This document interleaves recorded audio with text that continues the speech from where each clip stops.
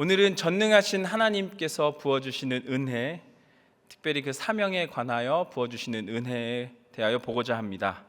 오늘 본문 말씀 가운데 하나님께서는 모세를 부르셨습니다. 그리고 그 모세의 부르심을 보며 우리를 부르신 하나님, 그리하여 나를 부르신 하나님을 먼저 알고 또 그 하나님께서 나에게 어떤 사명 주셨는지를 깨달아가는, 그리하여 그 속에 발견되는 은혜를 찾아가는 시간 되기를 주님의 이름으로 축원합니다. 이에 앞서서 좀 시간이 좀 지났지만 지난번 금요일 하나님의 이끄심, 그 섭리와 은혜에 대해서 우리가 말씀을 통해 나누었는데 다 기억나시죠? 감사합니다. 이 반응을 제가 원했습니다. 충분히 이해합니다. 아침에 있었던 일도 저녁에 잊어버리고, 저는 딸 둘밖에 없는데 이름도 서로 바꿔 부르는 사람입니다. 그래서 제가 친절하게 2주 전의 내용을 정리해 드리겠습니다. 하나님께서는 우리를 부르십니다. 그런데 그냥 부르시지 않고 다양한 모습으로 각각 상황에 맞는 환경 가운데로 우리를 이끄시고 또 그 가운데 많은 것들을 예비하고 연단시키셔서 하나님의 일을 하도록 준비시켜 주시는 하나님의 섭리에 대해서 우리가 말씀을 통해 배웠습니다. 이것이 하나님의 은혜입니다. 저와 여러분은 하나님의 그 이끄심을 따라 살아가는, 하나님의 섭리 가운데 살아가는 주의 자녀들입니다. 바꿔 말하면 우리는 하나님의 은혜를 받으며 살아가고 있습니다. 은혜 받은 자로서 우리는 그렇다면 하나님께 충성해야 합니다. 이것은 마땅히 주어진 사명을 감당해야 한다는 뜻이기도 합니다. 그리고 우리에게 그렇게 주어진 사명 앞에서 우리는 그 사명 주신 분이 누구신지를 먼저 분명하게 알아야 합니다. 그래서 오늘 본문은 모세의 질문으로 시작합니다. 출애굽기 3장 13절을 보며 한번 확인해 보겠습니다. 13절 말씀입니다. 모세가 하나님께 아뢰되 내가 이스라엘 자손에게 가서 이르기를 너희의 조상의 하나님이 나를 너희에게 보내셨다 하면 그들이 내게 묻기를 그의 이름이 무엇이냐 하리니 내가 무엇이라고 그들에게 말하리이까. 모세가 하나님께 질문하는 겁니다. 그런데 오늘 본문 바로 앞부분에 광야에 불타는 떨기나무 앞에서 하나님께서 모세를 부르셨습니다. 그리고 모세에게 이제 애굽에 있는 내 백성들의 고통과 눈물을 들었으니 이제 그들을 이끌고 출애굽하여 젖과 꿀이 흐르는 땅, 약속의 땅으로 가라. 분명한 사명을 주셨습니다. 모세가 하나님께로부터 사명을 받는 장면입니다. 그런데 지금 모세의 상황은 사명을 감당하기에는 조금 많이 부족해 보입니다. 이전과 다른 상황 속에 있습니다. 애굽을 떠난 뒤 40년이 또 훌쩍 지났습니다. 그동안의 시간 개인적으로 보면 아무 의미 없는 시간이었고 모세 스스로의 자존감은 낮아질 대로 낮아져 보이는 그런 시간이었습니다. 또 민족의 지도자로 선뜻 나서기도 애매한 상황이고 처지입니다.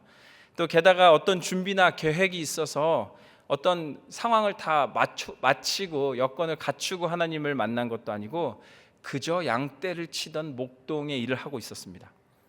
솔직히 이날도 목적 없이 정처 없이 양들을 끌고 다니다가 우연히 광야 한가운데 떨기나무에 불이 붙어 있는 걸 보고 그냥 신기해서 쳐다보러 가까이 갔을 때 아무런 마음의 준비가 되지 않았을 때 하나님이 부르신 것입니다. 그래서 모세는 그 준비가 되지 않는 그 마음을 당신이 누구시길래 나를 보내십니까? 마치 핑계 대는 모습처럼 대답을 하고 묻는 것입니다.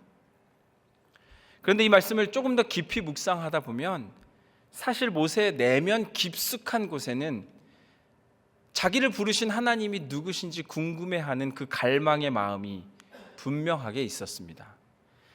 아니 도대체 저분이 누구시길래 나를 부르시고 사명을 주시고 또 왜 나를 이곳까지 인도하시고 나를 세우시려 하시는가? 내가 저분이 누군지 확실히 알아야 내가 백성에게 나아가 더 자신 있고 담대하게 그들을 이끌 수 있겠다라는 마음이 있었을 겁니다. 그리고 게다가 모세는 어려서부터 이집트 왕의 딸의 손에 길러졌지만 사실은 자신의 친어머니가 유모로서 자신을 길러줬기 때문에 아마도 하나님에 대해서 어렸을 때부터 많은 이야기를 들으며 신앙교육 가운데 자랐을 가능성이 높습니다. 그리하여 그 마음 깊숙한 곳에 있던 하나님을 알고 싶은 그 갈망이 또 한편으로는 부르심에 대한 어떠한 두려움 때문에 용기 내어 하나님의 이름을 물음으로써 하나님 존재 자체를 알고 싶어하는 것이었습니다. 여러분, 이름은 그 이름의 존재를 대변합니다. 이름을 부르면 우리는 전인격적으로 반응하기 때문입니다. 이름을 시작으로 그 상대방과 인격적 관계가 맺어집니다. 그래서 하나님께서는 이름을 부르시고 우리도 그분의 이름을 통하여 사명을 감당하는 것입니다. 나를 보내신 분이 누구십니까? 혹시 다른 이가 물으면 내가 어떻게 대답해야 할까요? 모세의 이 질문은 주어진 사명 앞에서 앞으로 이제 그가 이 사명을 감당할 주의 종으로서 사명 주신 분의 이름을 알아 그분과의 인격적 관계를 형성하고 싶은 그의 갈망이었습니다. 여러분, 사명이 은혜가 되는 이유가 여기에 있습니다. 내게 사명 주시는 분이 하나님이시기 때문에, 그분이 곧 은혜가 가득하시고 사랑과 자비가 충만하신 하나님이시기 때문에 나를 부르시는 순간부터 우리 삶에 은혜가 되는 것입니다. 그러니 여러분, 우리도 이제부터 하나님이 나를 부르실 때 나에게 각자 맡겨진 사명을 잘 감당하기 위해 그분의 이름을 먼저 분명하게 알아야 합니다.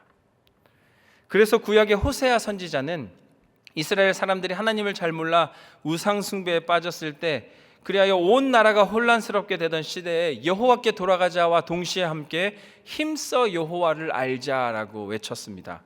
호세아 6장 3절을 우리 한번 같이 읽어보겠습니다. 그러므로 우리가 여호와를 알자, 힘써 여호와를 알자.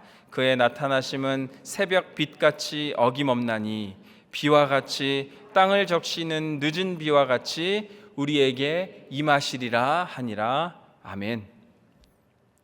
호세아가 이렇게 외칠 수 있었던 이유는 이스라엘의 모든 문제가 여호와 하나님이 누구신지 몰랐기 때문에, 그분 아는 일에 소홀했기 때문에 기인했다는 것을 깨달아서 이것을 외친 것입니다.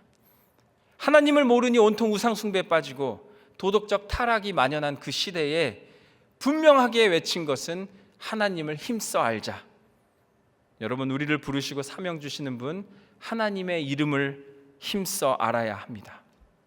그런 연고로 이제 하나님께서는 모세에게 또 오늘 우리에게 하나님에 대하여 분명하게 알려주고 계십니다. 그런데 그 이름은 다른 어떤 신이나 어떤 이름이나 다른 어떤 사물의 존재와 이름과는 전혀 다른 이름입니다. 차원이 다른 이름. 하나님께서 가르쳐 주신 이름은 스스로 있는 자였습니다. 14절 말씀에 이렇게 기록합니다. 이것도 한번 같이 읽어보겠습니다. 하나님이 모세에게 이르시되 나는 스스로 있는 자이니라.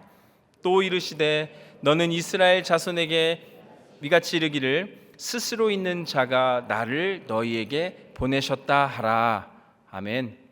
하나님의 이름은 나는 스스로 있는 자. 영어로 I am who I am, 히브리 원어로 엘로힘 모셰 엘 아마르 하야하야입니다. 하야하야가 I am, 그냥 존재한다라는 뜻입니다. 번역하기가 애매해서 그런지 우리나라 성경말이 스스로 있는 자라고 번역했습니다. 그런데 오히려 번역이 잘 된 것 같습니다. 스스로 있는 자, 하나님의 이름, I am who I am, 나에게 사명 주시는 하나님의 그 이름을 통해 얻는 은혜, 오늘 세 가지에 대해서 한번 먼저 알아보고자 합니다. 그 첫 번째는 하나님의 이름이 이 세상에 존재하는 그 어떠한 이름과 다르다는 것입니다. 여러분, 이 세상 모든 물건, 모든 사물, 모든 사람, 생명의 이름은 다 명사형입니다. 예를 들어 여기 성경책, 핸드폰, 의자, 마이크, 스피커, 모든 것은 우리가 명사형으로 정했습니다. 명사형으로 정리하는 것은 우리가 그렇게 부르기로 우리끼리 약속했다는 겁니다. 우리의 이름도 마찬가지입니다. 다 명사형입니다. 누군가 내가 태어날 때 지어주고 붙여준 이름, 제 이름은 최지상입니다. 저의 이모가 꽤 유명한 드라마 작가신데 세상에서 가장 잘생기고 귀여운 조카가 태어났다고 지어주신 이름입니다. 한마디로 이름이란 누군가에 의해 붙여지고 지어진 이름. 그렇기 때문에 품사형으로 명사형이라고 부릅니다. 그러니까 명사형을 선택했다는 것은 그 이름 부르는 자 보기에 알맞는 이름이다 것입니다. 여러분, 이 세상에 존재하는 모든 것은 다 명사형입니다. 심지어 온 세상의 모든 이방 잡신들, 그 이름도 다 명사형입니다. 명사형이라는 것은 그 우상마저도 누군가 만들었다는 뜻입니다. 그러니 능력 없는 헛된 것입니다. 그러나 우리 하나님의 이름은 명사형이 아닙니다. 이것이 은혜입니다. 하나님의 이름 자체가 나는 존재한다, 자존하시는 분, I am, 누군가에 의해 붙여진 것이 아니고 누군가에 의해 불려진 것이 아닌 스스로 존재한다는 사실, 이름 자체에 유일하신 하나님이라는 의미가 있습니다. 태초부터, 원래부터 존재하시는 분. 그러니 이 이름만 봐도 나에게 사명 주시는 분이 참 하나님이심을 믿게 되는 것입니다. 나에게 사명 주시는 하나님의 이름을 통해 얻는 은혜 두 번째는 하나님의 이름이 비동사라는 점입니다. 갑자기 영어 시간이 돼서 죄송합니다. 비동사라는 것은 존재한다, 뭐이다라는 뜻이 있는데 크게 두 가지 뜻을 가지고 있습니다. 먼저 시간적으로 존재한다라는 뜻을 가지고 있습니다. 이 말은 과거에도 계시고 현재에도 계시고 장차 오실 분이라고 성경은 말하고 있습니다. 언어학적으로도 비동사는 놀랍습니다. 시제가 있죠. 과거, 현재, 미래. 그렇기 때문에 이름이 비동사라는 것은 과거와 현재와 미래가 공존하시는 분이다라는 겁니다. 여러분, 우리는 죽습니다. 우리는 한정된 미래를 바라보며 살아갑니다. 그리고 과거, 지나간 과거를 다시 되돌릴 수 없는 존재입니다. 지금 이 시간에도 온 세계 수많은 사람들은 수명이 다해 죽기도 합니다. 시간 안에 갇혀 살아가는 존재. 하지만 하나님의 이름을 보면 하나님은 영원하신 분이십니다. 그러니 우리는 오직 영원하신 분 한 분만 바라며 살아가는 것입니다. 그런데 지금 우리는 어떻게 살아가고 있나요? 거룩하신 하나님 이름 앞에서 우리는 어떻게 사명받은 자로 살아가고 있습니까? 주변 사람들을 신경 쓰고 눈치 보며 있진 않습니까? 더 나아가 사람을 두려워하며 살아가고 있진 않습니까? 여러분, 좌우를 살펴보시는 것이 아니라 오직 영원하신 하나님 한 분만 두려워하고 바라며 살아야 하는 것입니다. 그것이 시간적으로 존재하시는 하나님의 이름이 주는 은혜입니다. 또한 비동사가 가지고 있는 두 번째는 공간적으로도 모든 곳에 존재한다는 뜻을 가지고 있습니다. 언제나 어디서나 모든 사건과 환경 가운데 그곳에 계시는 분, 하나님의 이름이 주는 놀라운 은혜입니다. 지금 이 시간 금요 예배 가운데도 함께 하시는 그분, 어디에나 계시는 하나님. 그런데 성경에 보면 하나님의 존재하심, 이 공간적, 시간적 존재하신 그 이름에 대해서 오해한 한 인물을 만나볼 수 있습니다. 바로 가인입니다. 인류의 첫 제사인 가인과 아벨의 이야기를 보면 하나님께서는 가인의 제사를 받지 않으셨습니다. 그런데 그 다음 창세기 말씀을 쭉 읽어가다 보면 가인이 자신의 제사가 받아들여지지 않자 몹시 분하여 안색이 변했습니다. 그리고 그 마음에 살기가 등등했습니다. 그리고 이런 행동을 합니다. 창세기 4장 8절 말씀입니다. 가인이 그의 아우 아벨에게 말하고 그들이 들에 있을 때에 가인이 그의 아우 아벨을 쳐 죽이니라. 그냥 읽어보면 대수롭지 않고 넘어갈 수 있는 말씀인데 깊이 생각하며 하나님의 이름을 생각하며 읽어보면 가인이 얼마나 하나님을 잘못 이해하고 있는지를 알 수 있습니다. 가인은 제사가 드려지지 않자 분노하였습니다. 분노에 사로잡혀 이성을 잃습니다. 저 아벨만 없으면 내 제사가 받아들여졌을 텐데. 그런데 이성을 잃은 상황에도 머리를 굴렸습니다. 그 자리에서 곧바로 죽이지 않습니다. 동생 아벨에게 말합니다. 다시 말해서 아벨을 따로 부릅니다. 어디로 불러내냐? 제사 드린 곳과 좀 멀리 떨어진 들판으로 불러냅니다. 그리고 그 들에 있을 때에 아벨을 쳐 죽입니다. 여러분, 가인의 하나님 이해가 이 정도에 그쳤습니다. 지역에 국한된 하나님 이해. 예배드리는 장소에는 하나님이 계시니까 감히 어떻게 아벨을 죽일 수 없지만 분노하고 이성을 잃은 상황에도 하나님이 신경 쓰였지만 들에 나가서는, 다시 말해 예배 장소에서 조금 멀리 떨어지니까 죽일 수 있었습니다. 가인은 기본적으로 하나님을 전능하신 분으로 인정하지 않은 죄를 지은 사람입니다. 예배 장소에 하나님이 계신다는 건 알았는데 들에 멀리 나가면 하나님이 모르실 것으로 생각했습니다. 가인의 하나님 이해가 아주 잘못되었습니다. 여러분, 예배 장소에 계신 하나님 우리의 삶 가운데도 계십니다. 이곳에 계신 하나님이 어디에든 계시는 것입니다. 그런데 지금 우리는 어떻습니까? 비단 우리뿐만 아니라 많은 사람들이 종종 이렇게 예배드리고 있지 않습니까? 주일에 나와 금요일에 나와 예배는 열심히 드리고 경건한 모습으로 살아가지만 예배 끝나고 교회 문을 나서는 순간 나의 악한 마음이 올라오진 않습니까? 내 얼굴에 화가 나오진 않습니까? 이웃을 시기하고 미워하진 않습니까? 어디 한번 두고 보자 하는 마음을 품고 있지는 않습니까? 예배가 끝나고 교회 문 밖을 나갈 때에도 하나님이 나와 함께 하시는데 나는 그것을 잊고 살진 않는지, 하나님의 이름을 바라보며 나의 사명 주신 분을 분명히 알아갈 때 어디에나 계시는 하나님을 잊지 않아야 할 것입니다. 이제 우리는 내게 사명 주신 하나님의 이름을 알고 그 이름을 믿으며 살아가야 합니다. 시간을 뛰어넘으시는 분, 장소를 뛰어넘으시고 어디에나 존재하시는 하나님께서 나를 부르시고 사명 주셨습니다. 이것 자체가 큰 은혜입니다. 나에게 사명 주시는 하나님, 그 하나님의 이름을 얻는 은혜, 세 번째는 하나님의 이름에 보어가 없다는 것입니다. 보어가 뭐냐면 주어와 서술어만으로는 불분명한 문장에서 그 불완전한 것을 완전하게 해주는 문장 성분입니다. 어렵습니다. 좀 쉽게 말씀드리면 비동사 다음에 나와서 그걸 보충해 주는 말입니다. 그러니까 영어로 저를 소개할 때 I am a handsome man 이라고 말합니다. 그럼 제 정체는 a handsome man이죠. 아주 잘생긴, 죄송합니다. 이렇게 보어가 설명해 주는 겁니다. 그런데 하나님의 이름은 I am 하고 비어 있습니다. 이것은 무엇을 말하냐?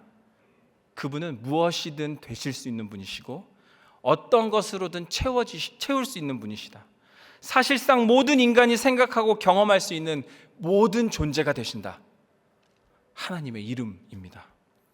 여러분, 하나님의 이름에 보어가 없는 이유는 하나님을 경험한 만큼 또 내가 경험된 만큼 나에게 다가오시는 분입니다.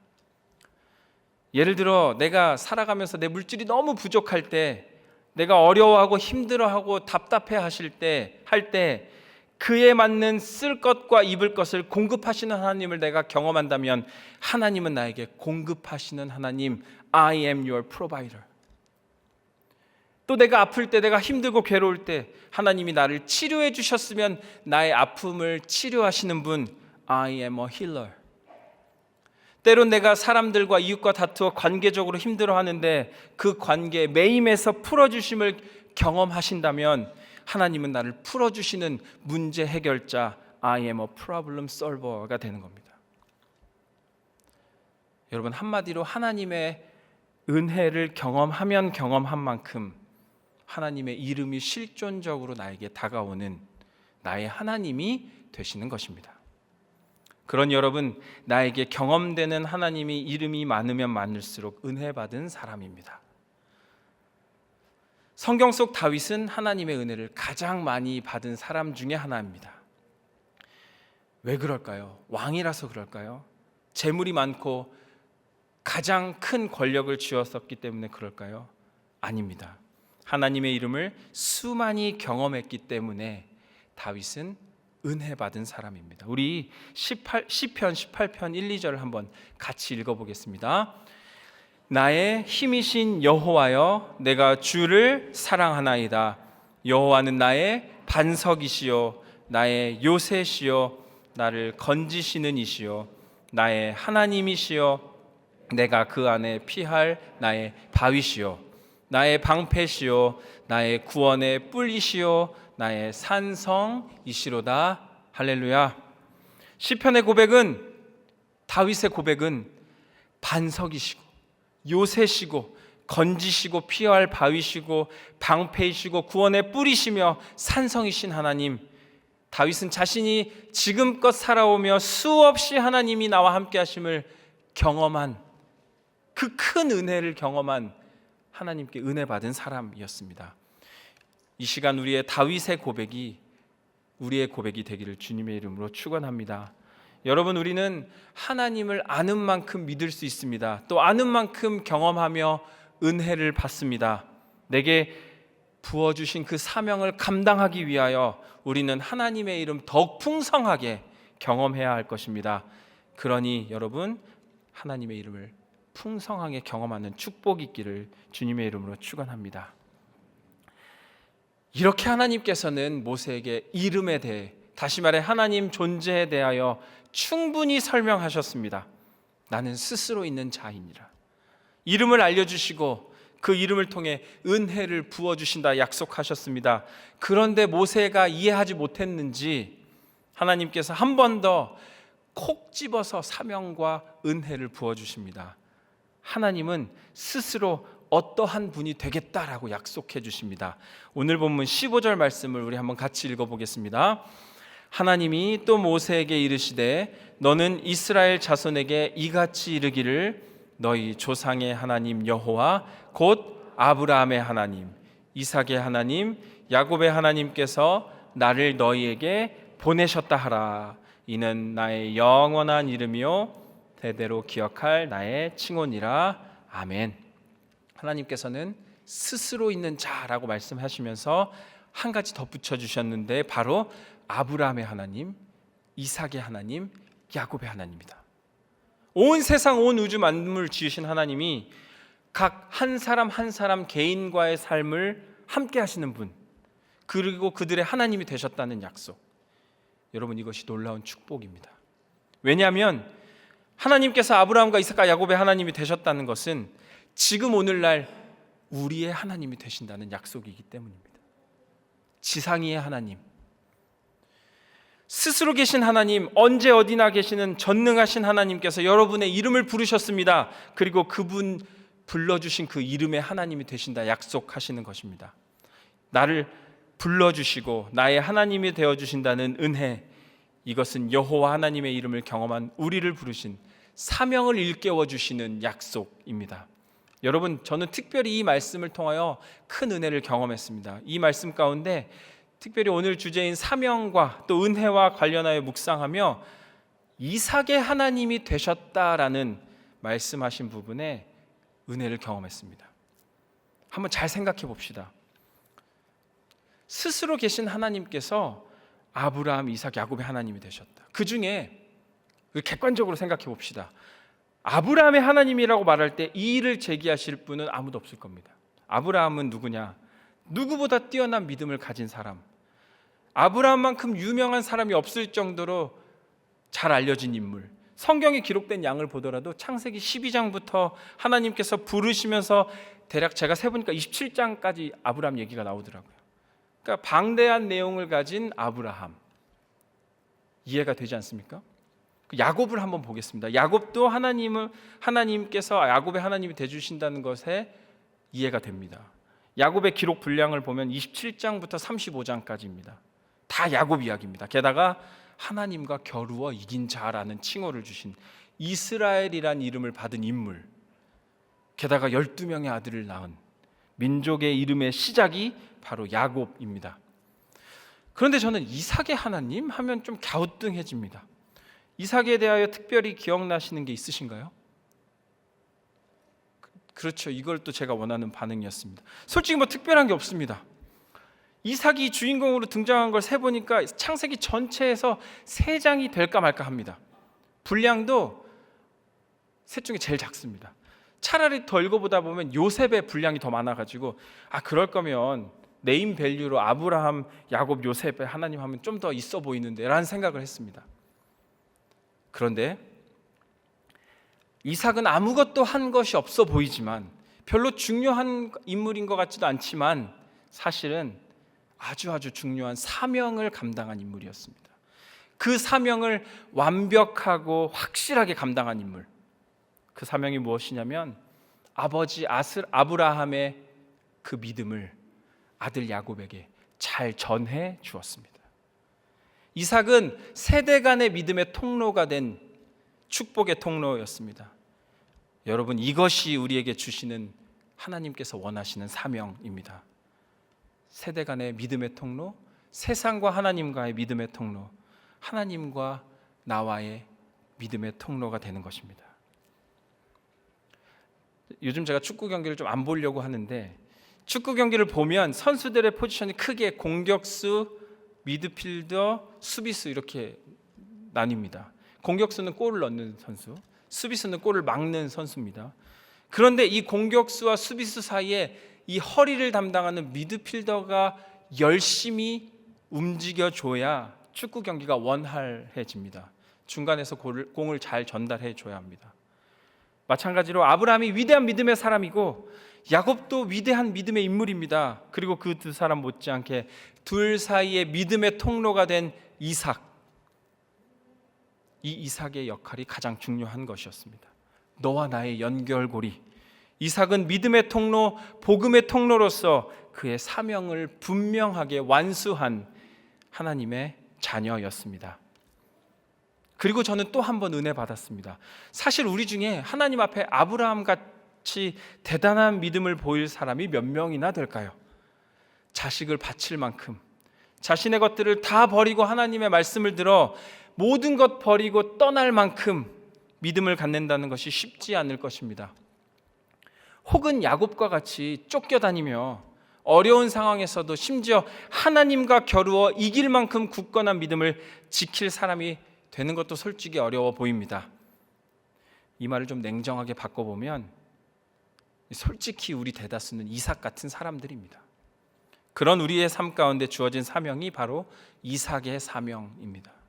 우리가 가진 믿음, 내가 지키는 이 신앙을 다른 믿지 않는 이들에게 잘 전해주는 것, 나의 자녀에게 이 신앙을 잘 전해주는 것, 우리의 삶 가운데 믿음으로 하나님과 다리만 잘 놓아도, 주의 통로로만 쓰임받아도 하나님께서는 아브라함과 이삭과 야곱의 하나님이 되어주시겠다 약속하신 것입니다. 이제 우리가 이삭의 사명을 잘 감당하기 바랍니다.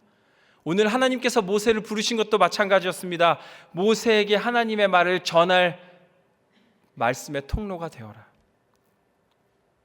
이것이 하나님께서 지금 모세에게 주시는 사명이고 우리에게 부어주시는 놀라운 은혜입니다. 오늘 말씀을 정리하겠습니다. 오늘 우리는 우리를 섭리 가운데 이끄시고 부르셔서 사명을 주신 하나님, 그 하나님의 이름을 마주했습니다. 그리고 그 이름을 통해 큰 은혜를 발견했습니다. 하나님의 이름에는 그분의 전능하심이 드러납니다. 그러니 그 이름을 의지하는 것이 마땅합니다. 더 나아가 우리가 하나님을 아는 만큼 믿을 수 있고 하나님을 경험한 만큼 은혜 받는다는 사실을 기억해야 합니다. 이 시간 이후로 우리의 소원이 내가 주님 더 알기 원합니다. 이 고백이 되었으면 좋겠습니다. 하나님을 힘써 알며 더욱 노력하며 주어진 사명을 잘 감당하기를 주님의 이름으로 축원합니다. 그리하여 내가 경험한 하나님이 날이 갈수록 풍성해져서 그 경험한 하나님 온 세상 열방에 잘 전할 수 있는 이삭의 사명 감당하는 우리가 되어야 할 줄로 믿습니다. 더불어 하나님께서 우리에게 부어주신 그 사명은 명령입니다. 거룩한 일 감당하도록 불러주셨습니다. 이삭의 사명, 복의 통로로서의 삶을 살아가기를 축복합니다. 전능하신 하나님께서 부어주신 놀라운 은혜에 동참하는 저와 여러분이 되어 오직 하나님의 귀하신 그 능력의 이름만을 믿고 따르는, 그리하여 이삭의 사명 잘 감당하는 삶을 살기를 간절히 축원합니다. 아멘.